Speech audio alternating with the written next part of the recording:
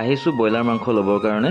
এতিয়া যাওঁ ঘৰ পালোঁ আৰু লৈ আহিছোঁ মই 1 পোৱা ব্ৰইলাৰ মাংস আৰু ইণ্ডিয়া গেট বাসমতি লৈ আহিছিলোঁ। ডিম চাহি বিৰিয়ানী, ধনিয়া পাউডাৰ দিম, কাশ্মীৰী ৰেড চিলি দিম, চিকেন মছলা দিম, হালধি, গৰম মছলা দিম, মিঠাতেল, অলপ দিম গাখীৰ, অলপ দি দিম আৰু দিম ইয়াতে পুদিনা পাত, নিমখ দিছোঁ, অলপ সানি লওঁ নহৰু গোটা আৰু এইখিনি অলপ ফ্ৰাই কৰি লওঁ মই আৰু পিঁয়াজখিনিও ভাজি লওঁ।